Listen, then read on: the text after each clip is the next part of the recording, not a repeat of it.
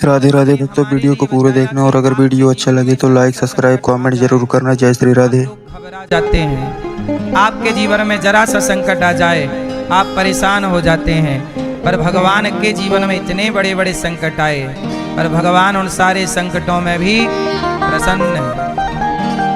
संकट तो सबके जीवन में आएंगे ही, कोई संकटों से निपट जाता है तो कोई संकटों को ही निपटा देता है। अपने को मजबूत रखिएगा, हर संकट से आपको निपटना है, ऐसा ना हो कि संकट ही आपको निपटा के चला जाए। समझ में आ रही है? मैया बोलो राधे राधे। संकट तो आएंगे, इसलिए अपने को मजबूत रखिएगा, ठीक है?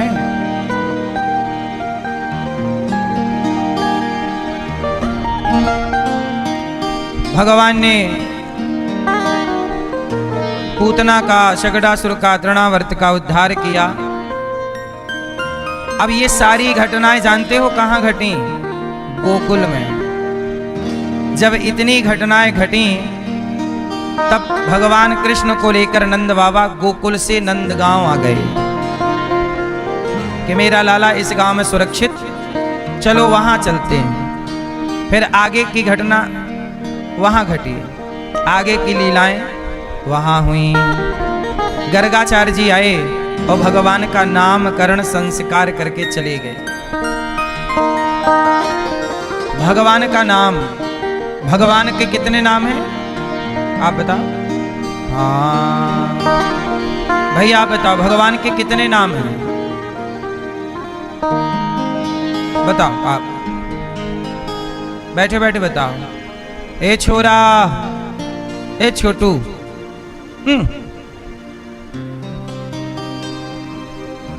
ए छोरा, काहे हल्ला कर रहे हो? चुप रहो, अब नहीं बोलना। सुनो सुनो बेटा, भगवान के कितने नाम हैं भैया बताओ?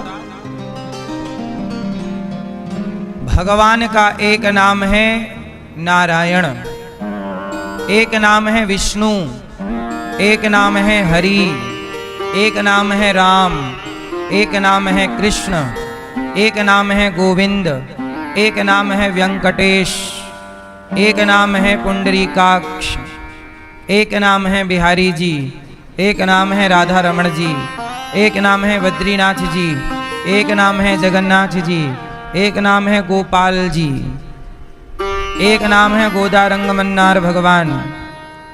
भगवान के एक नाम है शिव। भगवान का एक नाम क्या है?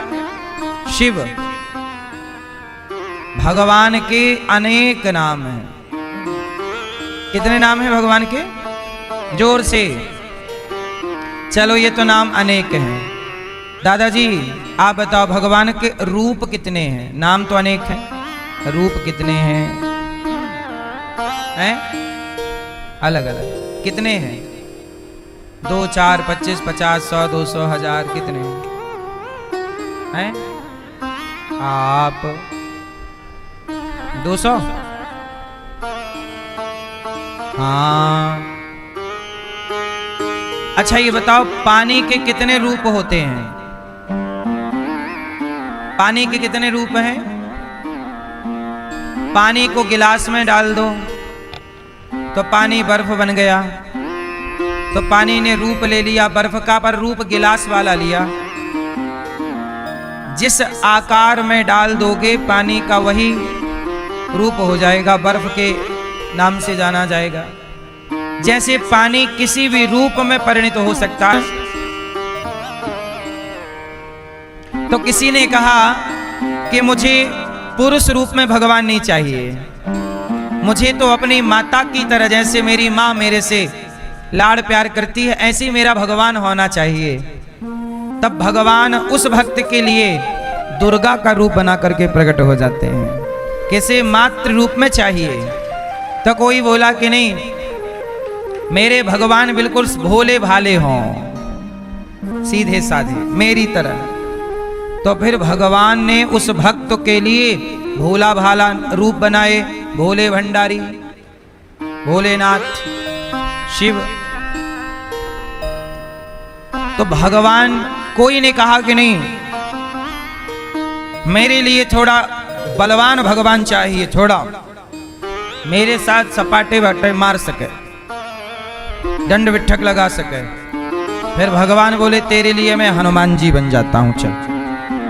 तो भगवान ने अनेक रूप ले लिए, वही राम बन गए, वही कृष्ण बन गए, वही भक्त बन गए, वही भगवान बन गए। समझ में आई? इसलिए भक्त में और भगवान में भी अंतर नहीं मानना चाहिए। अनेक रूप धारण करके भगवान, उन्हीं अनेक रूपों में एक रूप है भगवान कृष्ण, जो यशोदा की गोद में बैठकर दूध पी रहे हैं। और गर्गाचार्य जी आए तो नंद बाबा कहते हैं, बाबा मेरे छोरा को नाम बताओ। गर्गाचार्य जी हंस पड़े, वाह नंद बाबा, जिसके अनंत नाम हो, जिसके अनंत रूप हो, आप उनके नाम रूप मेरे से पूछ रहे हैं? इनके तो नाम अनंत हैं। अच्छा क्या नाम है? गर्गाचार्य जी ने कहा, अयम ही रोहिणी पुत्रो रमयन सुहृदयो गुणई। ये जो रोहिणी के बेटा हैं, इनका नाम है राम, पर बल अधिक होने से लोग कहेंगे बलराम। और इनका नाम है कृष्ण, कृष्ण बलराम। अच्छा बलराम जी कौन है जानते हो आप? नहीं, नहीं जानते? बलराम जी हैं पिछले जन्म के लक्ष्मण जी, लक्ष्मण जी। और कृष्ण कौन है पिछले जन्म के? राम। कृष्ण कौन है पिछले जन्म में? ये राम हैं। और बलराम जी कौन है? अच्छा राम और लक्ष्मण में क्या है? राम बड़े हैं और लक्ष्मण जी, पर अगले जन्म में वही राम छोटे बन गए कृष्ण, और छोटे लक्ष्मण अगले जन्म में क्या बन गए? बड़े बलराम। उल्टा हो गया। अच्छा ये उल्टा होने की भी एक कथा है, जरा सी कहो तो सुनाऊं? मैया सुनो। राम जी के पांव लक्ष्मण जी दबा रहे हैं, पांव दबा रहे हैं लक्ष्मण जी। राम बोले कि लक्ष्मण आओ तुम लेट जाओ, मैं तुम्हारे पांव दबा दूं।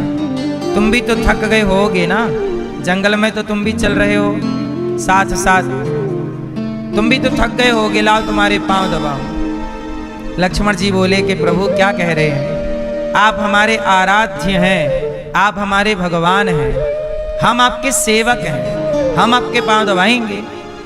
भगवान थोड़ी भक्त के पांव दबाएंगे। नहीं नहीं, भगवान बोले मुझे दबाना है तुम्हारे पांव। लक्ष्मण जी ने मना कर दिया, नहीं नहीं नहीं, आप बड़े भैया हैं, छोटे के पांव दबाएंगे मर्यादा बिगड़ जाएगी। तब राम जी बोले कि अच्छा ठीक है, इस जन्म में तुमने हमारी सेवा की, अगले जन्म में हम तुम्हें बड़ा बनाएंगे और हम स्वयं छोटे बनकर तुम्हारी सेवा करेंगे। इसलिए भगवान कृष्ण बलराम जी के पांव दबाते हैं। भगवान कृष्ण बलदाऊ जी के चरण दबाते हैं और चरण दबा करके सेवा करते हैं। क्या करते हैं? सेवा करते हैं। भगवान की जो सेवा करता है, भगवान उसका ऋण जरूर चुकाते हैं। अच्छा बताओ, भगवान ने सबके ऋण चुकाए, बताओ किसका ऋण नहीं चुकाया? बताओगे आप कोई? कौन है? हैं? किसका ऋण नहीं चुकाया? भगवान ने सबके ऋण चुकाए हैं। एक हनुमान जी ऐसे हैं जिसका ऋण भगवान ने नहीं चुकाया।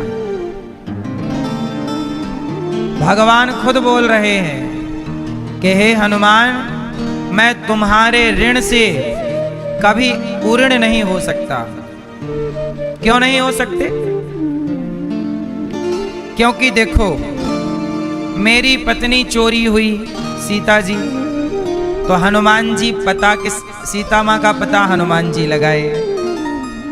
तो अब राम जी बोले कि हनुमान, जब तुम्हारी पत्नी चोरी होए तो मैं पता लगाऊं, तब ना ऋण चुकेगा।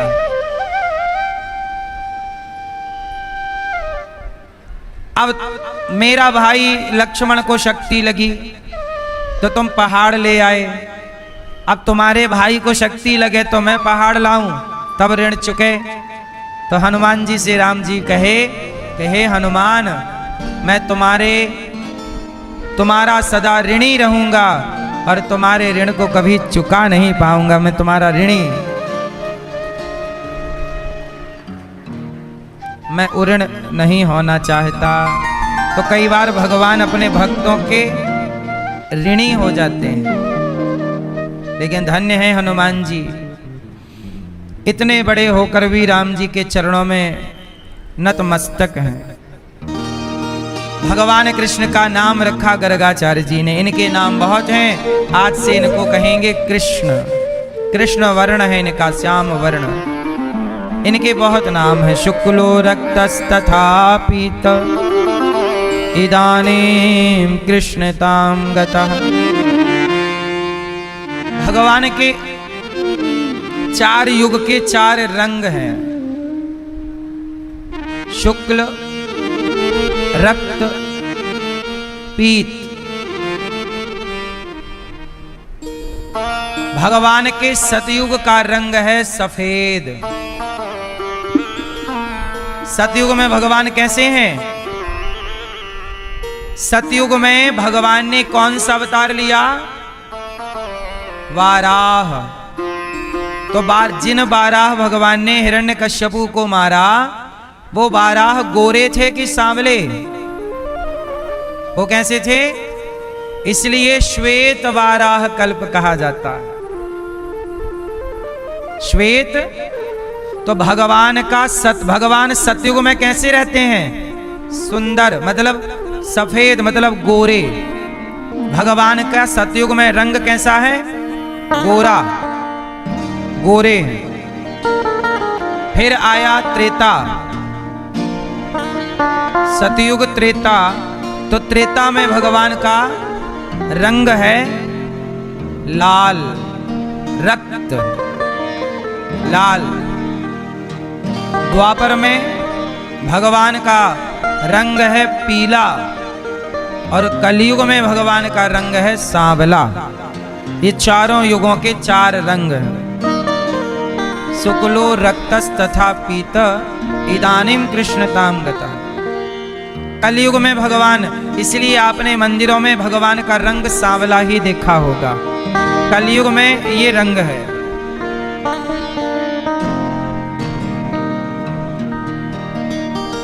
भगवान का नाम गर्गाचार्य जी ने रखा और भगवान का दर्शन करके गए। भगवान कृष्ण और बलराम जी थोड़ा बड़े हो गए। भगवान अब घुटनों के बल चल रहे हैं, माँ का दूध पी रहे हैं। अब भगवान की दिव्य लीलाएं चालू हो रही हैं। अब चलने लगे भगवान घुटनों के बल। दांत निकल आए हैं प्रभु के छोटे छोटे। मैया पाँव में पायल बांध देती, कन्हैया के कमर में करधन बांध देती। एक दिन क्या हुआ, भगवान कृष्ण का दर्शन करने शंकर जी आए, भोलेनाथ।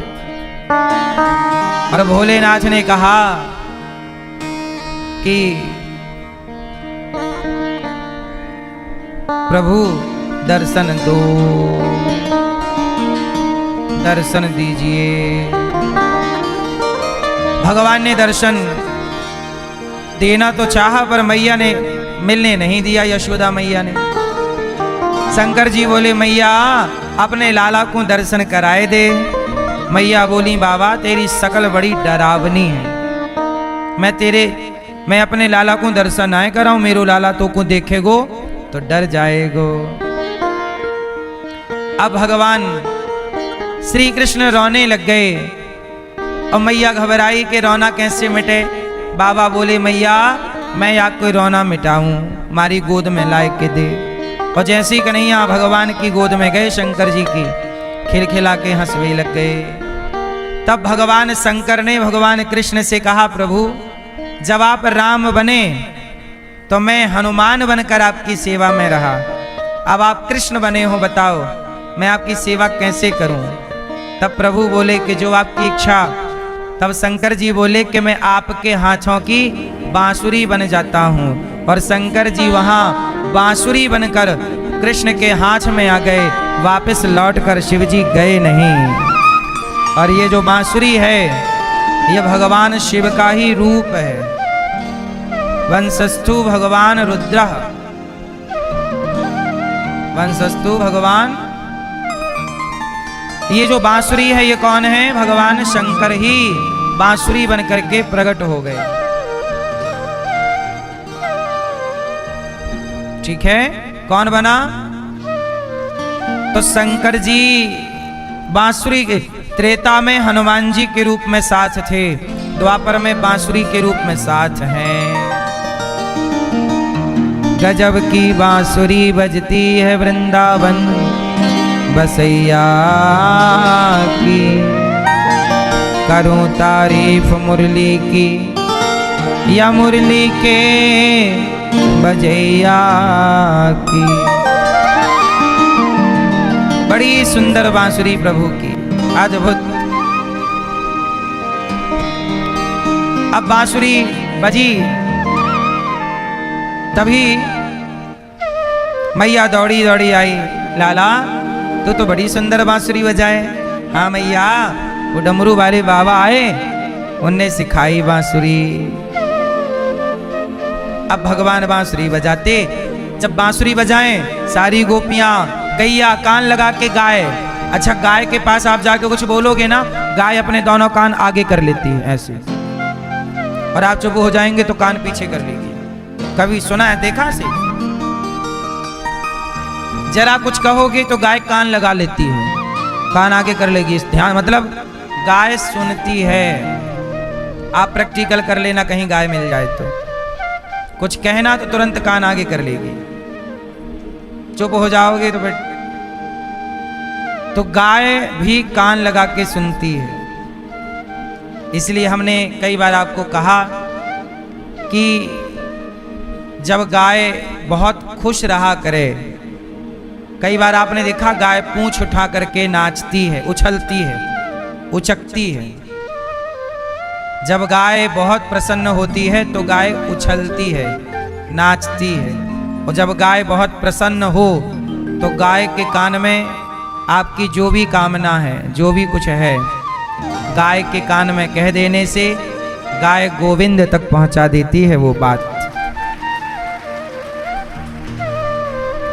जैसे पोस्ट ऑफिस में नहीं, आप कोई चिट्ठी डाल दो तो बस डाल दो, वो मंजिल तक पहुंच जाती है। ऐसे ही गाय के कान में कही गई बात भगवान तक पहुंच जाती है। गाय को प्रसन्न रखना चाहिए, सबको घर पे गाय रखना चाहिए। गाय जीवन में आने वाला संकट अपने ऊपर ले लेती है। कहते हैं ना, बच्चे पर संकट आए तो माँ सामने खड़ी हो जाती है। ऐसे आपने गाय की सेवा की है और गाय की सेवा कर रहे, और कई बार क्या होता है, कई बार गाय अचानक गाय की मृत्यु हो जाती है। तो गाय की अचानक मृत्यु क्यों हुई? इसका कारण ये है कि आपके परिवार में कोई संकट आने वाला था, आपके परिवार के किसी सदस्य की अकाल मृत्यु होने वाली थी, पर आपने गौ सेवा की तो वह गाय ने अपने ऊपर संकट लेकर अपनी मृत्यु दे दी, पर आपके परिवार को सुरक्षित रखा है।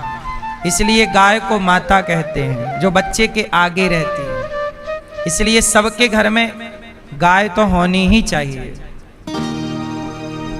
लेकिन आज के जमाने में अब इन बातों को कौन समझे? सब लोग कहते हैं तो फालतू की बातें हैं।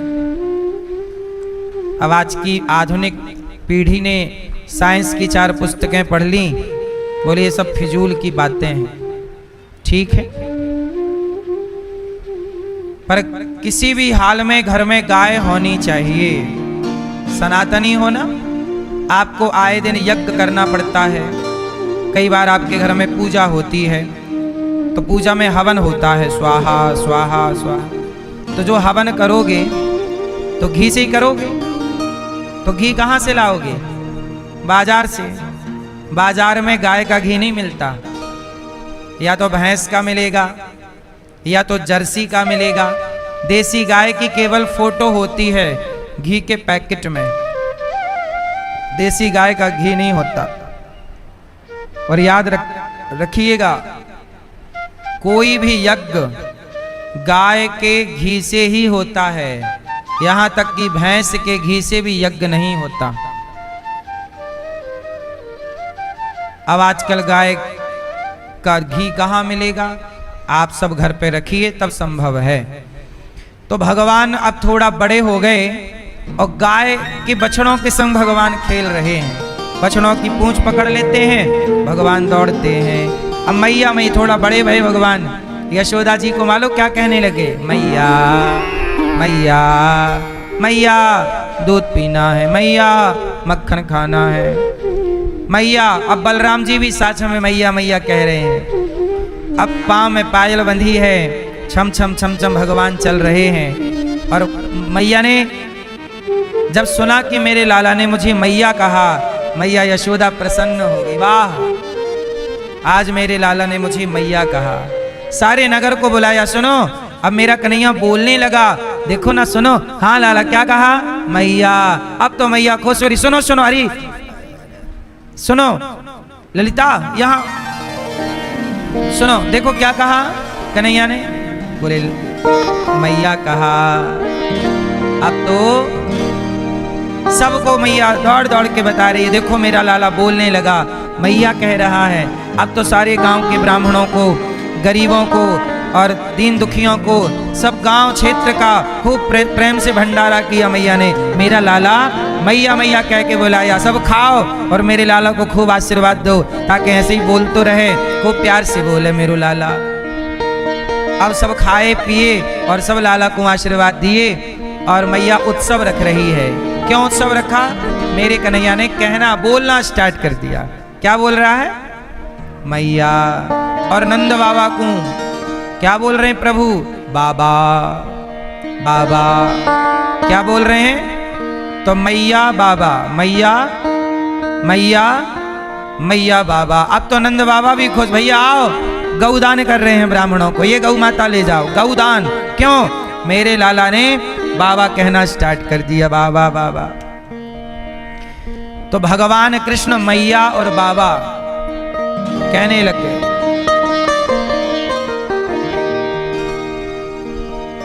अब भगवान थोड़ा बड़े हो गए। भगवान, आप लोगों को मैं बार बार कह चुका हूं कि आप भी मम्मी पापा ना कहा करो। भैया, ओ चश्मा वाले भैया, आप अपनी माँ को क्या बोलते हो? अम्मा। मम्मी नहीं बोलते। आप क्या बोलते हो बेटा? मम्मी।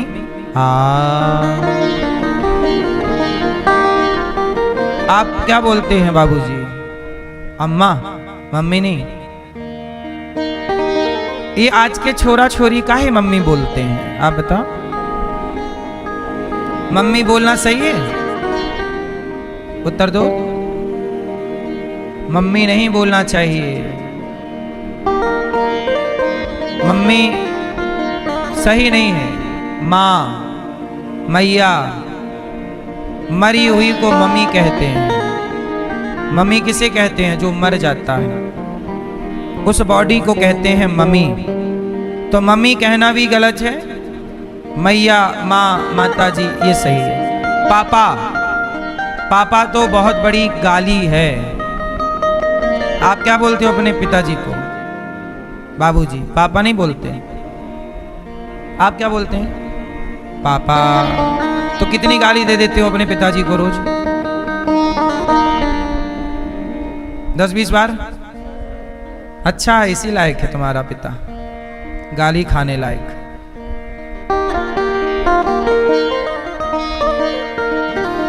पापा एक तरह की गाली है बेटा। पापी को पापा कहते हैं। किसको? पापी को। किसी को पापी कहना हो, अब वो पापी कहोगे तो बुरा मान जाएगा, तो पापा कह दे पापा, तो वो पापी जैसे। जैसे किसी को कहना है कुत्ता, ए कुत्ते कहीं के, तो कुत्ता में बुरा मान सकता है, तो आप कह सकते हैं ग्राम सिंह कहीं का, उसको सुनने में थोड़ा अच्छा लगेगा। जैसे कुत्ता के, अब जैसे कहा ए कुत्ते कहीं के, तो बुरा लग सकता है उसको, कुत्ता कह रहा है, लेकिन आप उसको थोड़ा बोल दो ग्राम सिंह कहीं का, तो सुनने में उसको अच्छा लगे, अरे हमें शेर कह रहा, जबकि ग्राम सिंह भी कुत्ते का नाम है। ग्राम सिंह मतलब गांव का शेर, कुत्ता। ऐसे ही है, पापी को पापी डायरेक्ट कहोगे पापी कहीं का, बुरा लग जाएगा, थोड़ा मीठा पापा, तो पापी को ही पापा कहते हैं। ये आज से नहीं, सतयुग से कह रहे हैं, त्रेता से कह रहे हैं। भगवत गीता तो द्वापर में कही गई ना, भगवत गीता के 3 अध्याय का 13वां श्लोक पढ़ लीजिए, उसमें भी पापा लिखा है, पर वहां पापा का अर्थ पापी से है। तो पापी को ही पापा कहते हैं। आप क्या बोलते हो भैया? क्या बोलते हो आप अपने पिताजी को? पापा? आप भैया, पापा? गाली दिया करो, ऐसी दिया करो, पापी कहीं का। पापी तो है ही, सही है, ठीक कहते हो आप लोग। कौन सा पुण्यात्मा है? हम सहमत हैं आपकी बात से, पापी तो है ही। पिता को क्या बोलना चाहिए? पापी नहीं, पिताजी। क्या बोलना चाहिए? पिताजी, बाबूजी, बाबा, मैया बाबा, आई बाबा, सब ठीक है, पर मम्मी पापा दोनों ही, ये शब्दावली गलत है।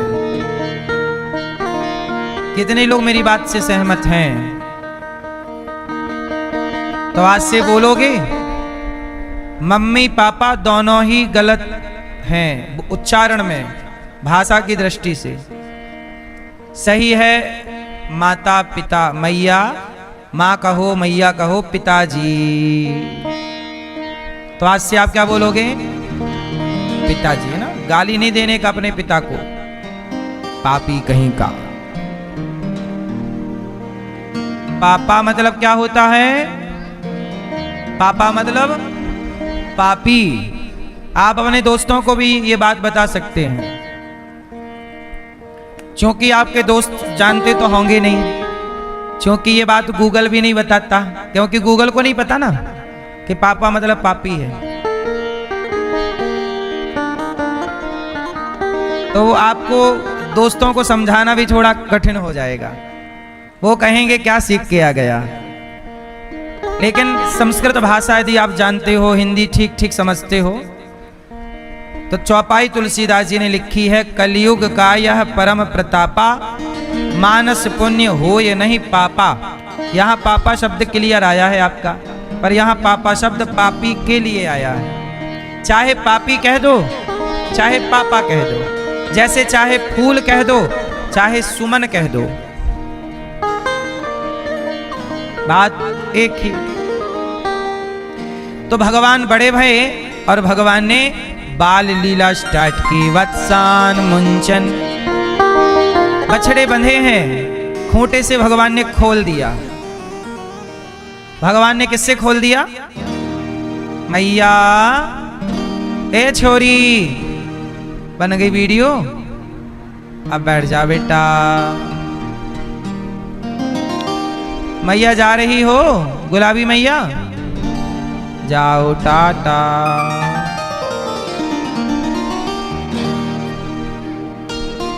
सुनो, भगवान ने बछड़े, छोटे छोटे बछड़े बंधे थे खूंटे से, तो भगवान गए सारे बछड़े खोल दिए, और भगवान ने खोला तो गैया का दूध पी लिया सब बच्चों ने। अब गोपियां शिकायत करनी है, मैया का क्यों लाला ने?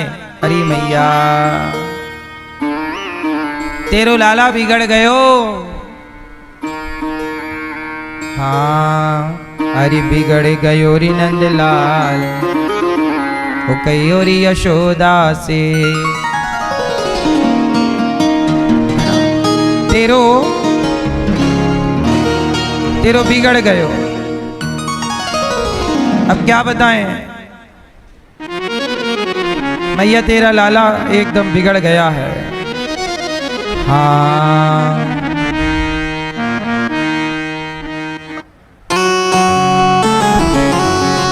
हाँ ए मैया सखियां आई का है गो, तेरो बिगड़ गयो री नंदलाल, कि कहियो री यशोदा ने। तेरो बिगड़ गयो री नंदलाल, कि कहियो री यशोदा ने। कि कहियो री यशोदा से, कि कहियो री यशोदा से, कि कहियो री यशोदा से, कि कहियो री यशोदा से। तेरो बिगड़ गयो री नंदलाल, कि कहियो री यशोदा से। और कंकड़ मार के मटकी फोड़े, पकड़ के मोरी उंगली मरोड़े, और डाले प्रेम को जाल। और डाले प्रेम को जाल, कहियो री यशोदा से। तेरो बिगड़ गयो री नंदलाल, तेरो बिगड़ गयो री नंदलाल, कहियो री यशोदा से। तेरो बिगड़ गयो री नंदलाल, कहियो री यशोदा से।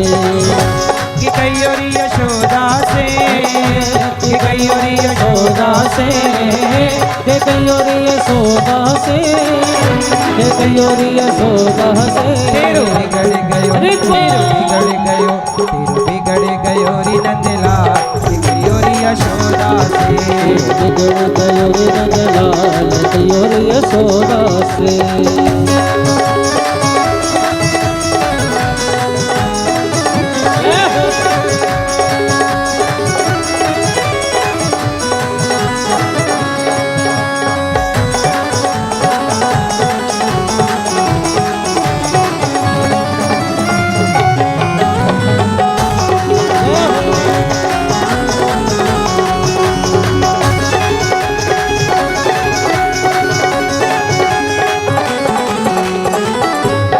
मार के मटकी फोड़े, कंकड़ मार के मटकी फोड़े, पकड़ के मोरी उंगली मरोड़े, पकड़ के मोरी उंगली मरोड़े। कंकड़ मार के मटकी फोड़े, कंकड़ मार के मटकी फोड़े, पकड़ के मोरी उंगली मरोड़े, पकड़ के मोरी उंगली मरोड़े।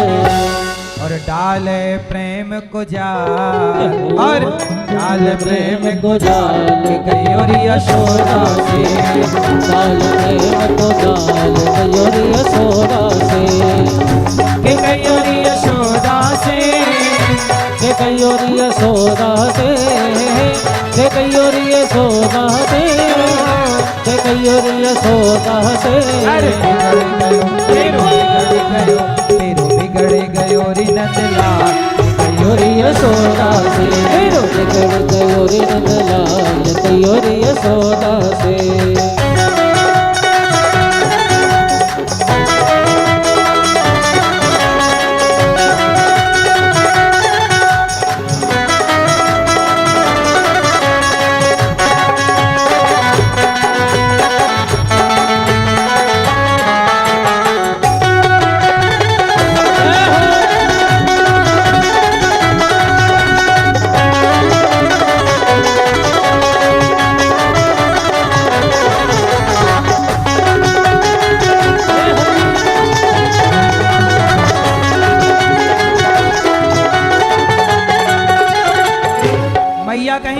ज्यादा यदि शैतानी करे मारो लाला तो या को डांट दियो करो।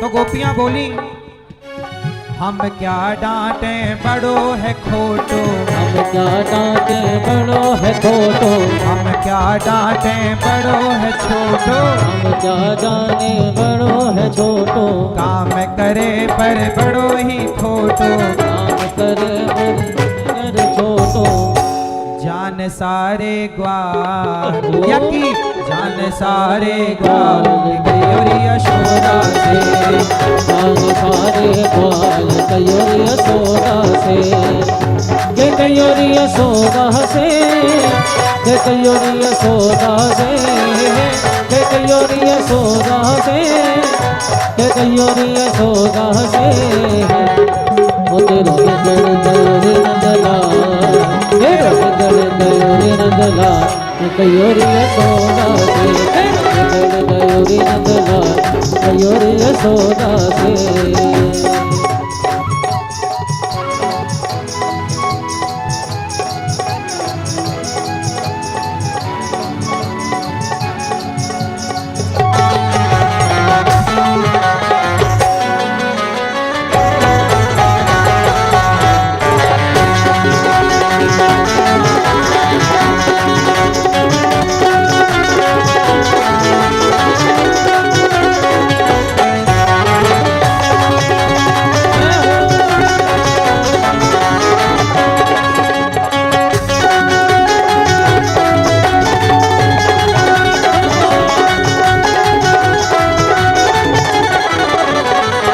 समझाने से बाज न आए, समझाने से बाज न आए, हमरे याने वस्त्र चुराए, हमरे माए वस्त्र चुराए, समझाने से बाज न आए, समझाने से बाज न आए, मेरे इसने वस्त्र हाँ चुराए, मेरे इसने वस्त्र और चुराए, बैठो कदम की डाल, हो। और बैठो कदम की डाल गयोरी यशोदा से, हाँ बैठो कदम की डाल गयोरी यशोदा से, तेरो बिगड़ गयोरी नंदलाल गयोरी यशोदा से, तेरो बिगड़ गयोरी नंदलाल गयोरी यशोदा से, कि गयोरी यशोदा से, कि गयोरी यशोदा से, हे गयोरी यशोदा से, हे गयोरी यशोदा से, तेरो तेरो तेरो बिगड़ गयोरी नंदलाल गयोरी यशोदा से, तेरो बिगड़ गयोरी नंदलाल गयोरी यशोदा से, तेरो बिगड़ गयोरी नंदलाल गयोरी यशोदा से, तेरो बिगड़ गयोरी नंदलाल गयोरी यशोदा से, तेरो बिगड़ गयोरी नंदलाल गयोरी यशोदा से, तेरो बिगड़ गयोरी नंदलाल गयोरी यशोदा से, गयोरी यशोदा से, गयोरी यशोदा से।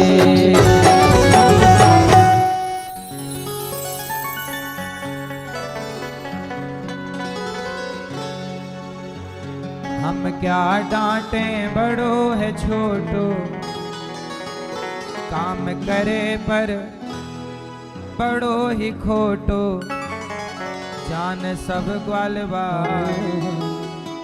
गयोरी यशोदा से, तेरो बिगड़ गयोरी नंदलाल। ए मैया वत्सान मुंचन क्वचिद समय, क्रौंस संजात हासः, स्तेयं स्वादवत्यथ दधिपयः, कल्पितैस्तेययोगैः।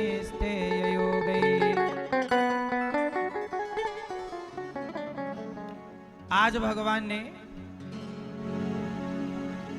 बछड़ों को खूंटे से खोल दिया, बंधे हुए बछड़े हैं, हम जीव ही बंधे हुए बछड़े हैं, और हम बंधे हुए जीवों को कोई मुक्त कर सकता है तो केवल भगवान।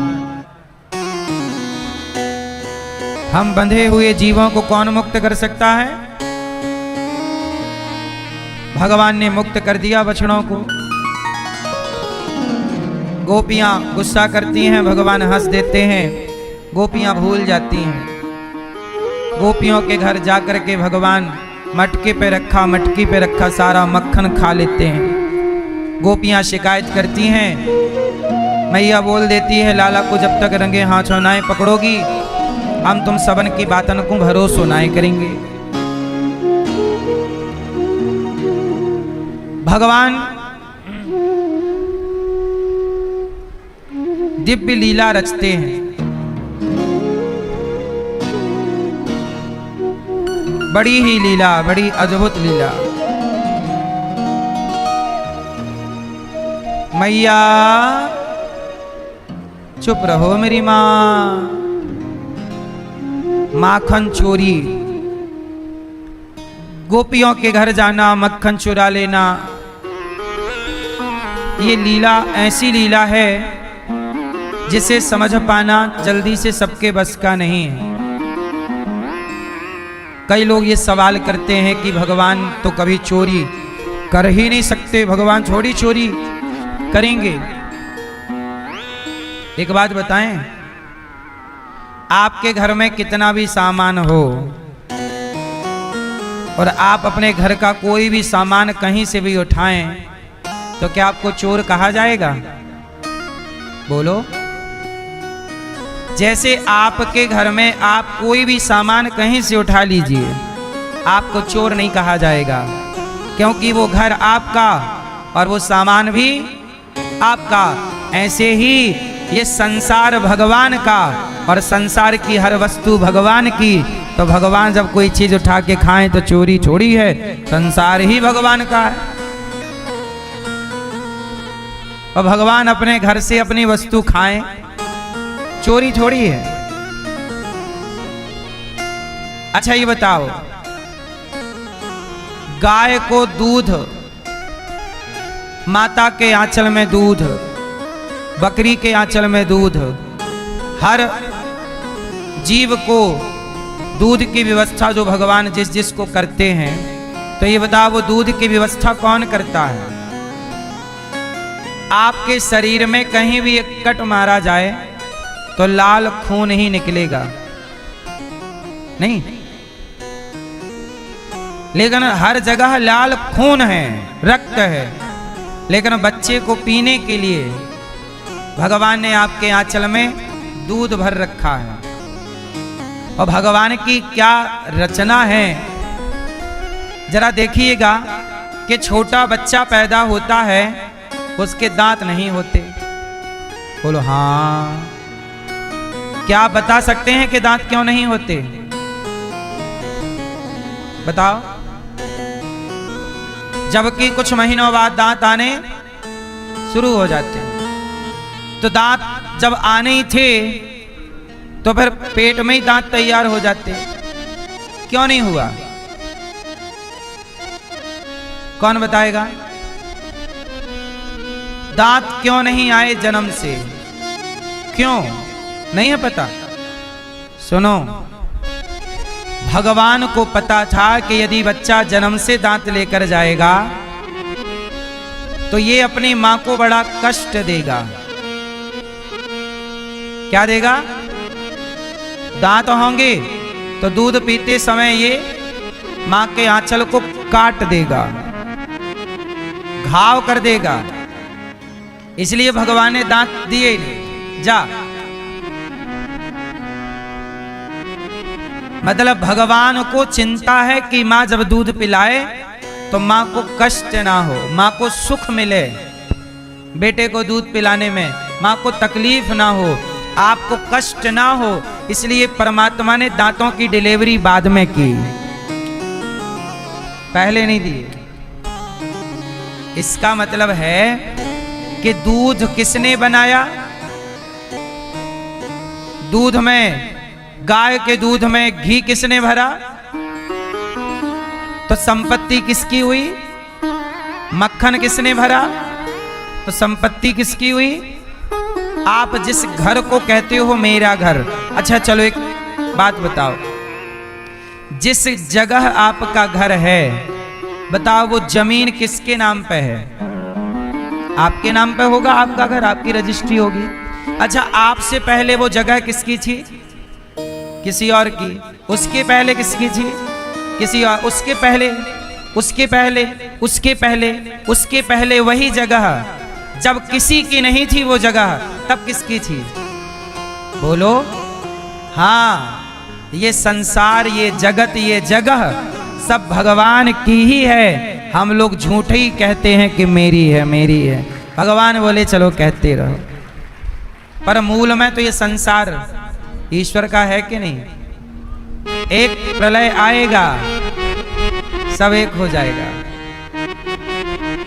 फिर खाली हो जाएगा, फिर भरेगा, यही चलता है।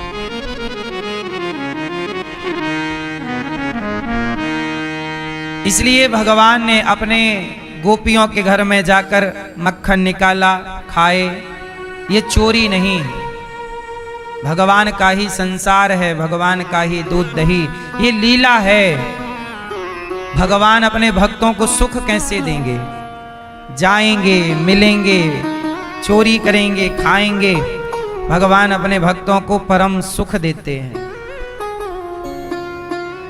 अपार सुख देते हैं।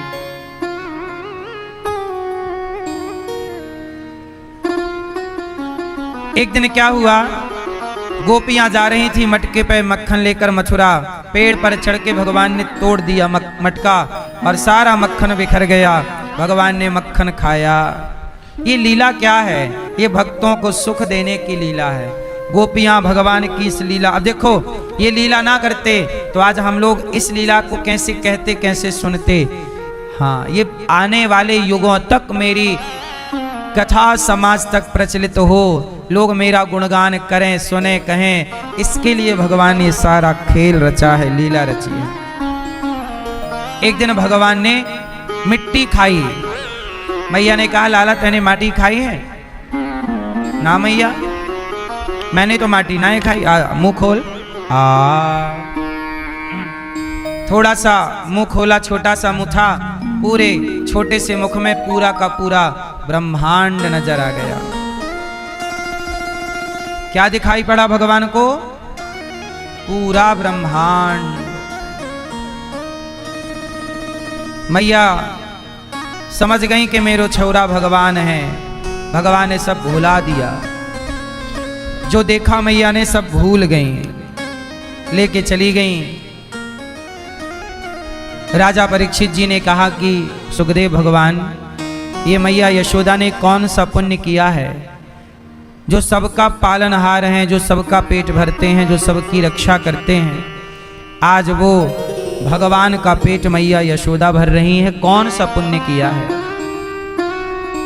तब कहा कि सुखदेव जी ने कि मैया यशोदा पिछले जन्म में एक धरा नाम की स्त्री थी, खूब सेवा संतों की, जिसके कारण उन्हें सेवा के कारण, संतों की सेवा के कारण इन्हें भगवान पुत्र के रूप में मिले। मैया एक बात बताएं, जो व्यक्ति सेवा करता है ना, उसे भगवान की खोज नहीं करनी पड़ती। भगवान स्वयं खोजते खोजते उसके पास पहुंच जाते हैं, जो सेवक होता है। रामचरितमानस में लिखा है, संसार का सबसे कठिन काम क्या है? मैया, इस संसार का सबसे कठिन काम क्या है, ये बताइए। इस संसार का सबसे कठिन काम है सेवा। सबसे सेवक धर्म कठोरा, सबसे कठिन काम सेवा है। इसलिए आजकल माँ अपने बच्चे की सेवा तो करती है, बच्चे की सेवा भी बहुत कठिन है, क्यों? लेकिन आप बच्चे की सेवा तो करती हो, लेकिन कुछ लोग अपने बूढ़े माँ बाप की सेवा नहीं करते, बूढ़े पिता की सेवा नहीं करते, बूढ़ी माँ की सेवा नहीं करते। आजकल लोग सेवा नहीं करना चाहते। किसी से कहो कि मंदिर में चलो झाड़ू लगा दो, झाड़ू भी एक सेवा है। भगवान के बर्तन धुल दो, ये भी एक सेवा है। आजकल लोग सेवा नहीं करते। अरे हम कोई झाड़ू लगाने आए हैं? सेवा करना सीखिए मेरी माँ। आजकल बेटा अपने बाप की सेवा नहीं करता, एक सच्ची घटना घट गई हमारे देश में। एक बूढ़े बाप ने अपने बेटे पे केस कर दिया। जज साहब के सामने गए। जज ने कहा, बाप से तुमने अपने पुत्र पर केस क्यों किया है, क्या चाहते हो? पिता ने कहा, जज साहब मैं अपने बेटे से हर महीने 1000 रुपए चाहता हूं। ये मुझे 1000 खर्चा दिया करे महीने का। बेटा बोला, जज साहब मेरे पिता को 25,000 रुपए महीना मिलता है पेंशन। तो जज ने पूछा बूढ़े बाप से कि जब तुम्हें 25,000 रुपए महीने का पेंशन मिलता है तो 25,000 में तो तुम्हारा खर्चा खूब चल जाएगा महीने का, बुढ़ापा है, घर भी तुम्हारा खुद का। बेटे ने कहा, पिताजी के पास खुद का घर है, अब घर भी खुद का है, 25,000 महीना भी आ रहा है, क्या कमी है, अब खाओ। क्यों बेटे को परेशान कर रहे हो? महीने का तुम कह रहे हो 1000 रुपए, क्या करोगे 1000 रुपए का? तब बूढ़ा बाप रोते हुए बोला, जज साहब मुझे 1000 रुपए चाहिए और खाते पे नहीं। बेटे से कहो कि वो मेरे पास 1000 रुपए कैश लेकर के आया करे। और जज साहब बेटे से कहो कि महीने में जब एक बार मेरे पास 1000 रुपए लेकर आए तो कम से कम 1 घंटा मेरे से बात करे। जज साहब मुझे अपने बेटे से 1000 रुपए लेने की जरूरत नहीं है, परंतु इस बेटे की जब से मैंने शादी की आज 5 साल हो गए, इसने कभी ये जानने की कोशिश नहीं की कि मेरा बाप जिंदा है कि मर गया। 5 साल हो गए, पोता हो गया है, इसका बच्चा हो गया है, मैंने आज तक अपने पोते का मुंह नहीं देखा। मैंने इस पर केस इसलिए किया कि 1000 रुपए महीना देने आएगा, इसी बहाने एक बाप अपने बेटे को जी भर के देख तो लेगा कि चल मेरा बेटा है, कर रहा है। इसकी शक्ल देखने को तरस गया हूं। इसके पास अपने बाप को टाइम देने के लिए टाइम देने के लिए, समय देने के लिए इसके पास समय नहीं है। तो जज साहब आप ऐसा ऑर्डर दीजिए इसे कि ये 1000 रुपए के बहाने मेरे पास 1 घंटा तो बैठे, मेरे से बात करे। जज साहब रोने लग गए। कहा, बेटा तूने दौलत बहुत कमा ली, तूने अपने उस बाप को भुला दिया जिस बाप के बल पर आज पैसा कमा रहा है। तेरे इस बूढ़े बाप ने ही तुझे पढ़ा लिखा करके योग्य बनाया है, तेरे इस बाप ने ही तुझे कमाने के लायक बनाया। सारी तेरी स्कूल कॉलेज की फीस किसने भरी है? और आज तू पढ़ लिख करके किसी स्त्री के चक्कर में, पत्नी के संग रहना बुरा नहीं है, पर पत्नी के संग रहते रहते अपने पुत्र होने का कर्तव्य भूल जाना ये बुरी बात है। एक बेटे को क्या चाहिए? अपनी माँ की, पत्नी का ख्याल रखो, बच्चों को पढ़ाओ, पर एक माँ का ख्याल जरूर रखिएगा, एक बाप का ख्याल जरूर रखिएगा। यदि आपने पैसे बहुत कमाए और माँ बाप की ही सेवा नहीं की, क्या करोगे पैसे का? पैसे के चक्कर में तुमने अपने कर्तव्य भुला दिए। क्या जब मरोगे तो ईश्वर ये प्रश्न नहीं करेंगे कि जिस माँ ने तेरा मलमूत्र धोया है, तूने बूढ़ी माता को अपने घर से निकाल दिया? क्या ये सवाल भगवान आपसे ना पूछेंगे? और जब पूछेंगे तो आप क्या उत्तर दोगे? आंसर तैयार रखिएगा, उत्तर तैयार रखिएगा। कुछ प्रश्न पूछे जाएंगे आपसे, उत्तर दे ना पाओगे। इसलिए कहता हूं अपने से बड़ों का सम्मान करते रहिएगा, अपने से बड़ों की इज्जत करते रहिएगा। पुत्र होना हर बाप चाहता है कि बेटा हो जाए, बेटा हो जाए। जब तक बेटा नहीं होता ना, माँ बाप रोते रहते हैं, बेटा बेटा बेटा। और वही बेटा हो गया, देखने भी नहीं आते। दिल्ली में एक माँ मरी, दिल्ली में एक माँ मर गई। बेटा अमेरिका रहता था, 2 बेटे थे। तो जब माँ मरी तो बाप ने बोला कि बेटा तेरी माँ चली गई है, जल्दी से तुम दोनों आ जाओ। तो एक बेटा आया तो बाप ने पूछा कि बेटा तेरा बड़ा भैया कहाँ है? बड़ा नहीं आया, तू आ गया। तो छोटे बेटे ने कहा पिताजी माँ मरी है तो मैं आया हूं, वो अभी बड़े भैया नहीं आए, वो आपके मरने पे आएंगे। हम दोनों ने बांट रखा है कि माँ मरेगी तो छोटा जाएगा और बाप मरेगा तो बड़ा, क्योंकि दोनों एक साथ नहीं आ सकते ना, क्योंकि हम लोग वहाँ थोड़ा बिजी ज़्यादा हैं, अमेरिका में व्यस्त बहुत रहते हैं, काम बहुत है ना, काम। बाप रो पड़ा, राम राम। इन्हें अमेरिका जाने योग्य भी इसी बाप ने बनाया है, इन्हें कमाने धमाने के लायक भी इसी बाप ने बनाया है। आज बच्चे बांट रहे हैं कि माँ मरेगी तो तुम चले जाना, मतलब माँ बाप के मरना भी औपचारिकता निभा रहे हैं बच्चे, फॉर्मेलिटी है। ये रही रिश्तों की हालत, आज के युग में ये हालत है रिश्तों की। खोखला हो गया है आज का इंसान, खोखला। आज एक बेटा अपनी माँ को लेके आया मेरे पास, बोला महाराज जी मेरी माँ को रख लो। मैंने कहा तुम क्यों नहीं रखते, हट्टे कट्टे हो, कमाओ रखो। बोले मैं नहीं रखूंगा।